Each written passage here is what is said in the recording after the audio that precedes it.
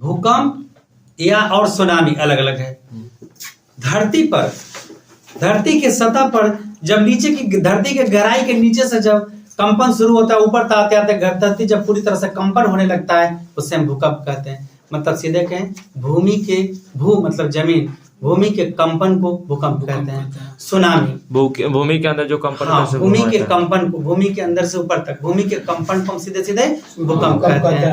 अब आइए सुनामी क्या होता है। समुद्र की तलहटी में, मतलब नीचे समुद्र की तलहटी में जब उथल पुथल आता है, भूकंप होता है, उथल पुथल जब आता है तो लहरें भी उथल पुथल आते आते ऊपर तक आ जाती है, जिसे तटों से टकराकर लगभग सैकड़ों मीटर ऊपर तक उछल जाती है, जिससे भारी जान माल का नुकसान होता है। इसे हम सुनामी कहते हैं। समझ में आया? तो इतना आप याद कर लेंगे। कल यही इसी का टेस्ट है, कल एसएसटी का है।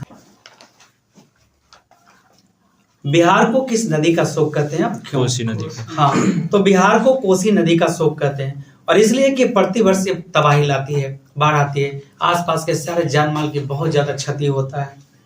हनुमान नगर में बराज बांध और नदी के नेपाल क्षेत्र में इतना पानी वर्षा कि वह एकत्र होकर कोसा बांध को तोड़कर पानी पूरे कोसी क्षेत्र में फैल गया। वर्षा नदी की अनेक धाराएं बन गई और संपूर्ण क्षेत्र के लगभग लोग प्रभावित हुए। राहत शिविर में रहने वाले लोग भी विवश हो गए। इसी कारण कोसी को बिहार का, मतलब बराज बांध के टूटने से या डैमेज होने से वो पूरा कोसी का क्षेत्र डूब जाता है ऐसे ही, और बहुत ज्यादा जान माल की खतरा। क्योंकि बिहार में ये नदी है और बिहार में इस तरह से तबाही होता है, इसलिए बिहार का हम इस नदी को क्या कहते हैं? शोक कहते हैं। छोड़ दीजिए।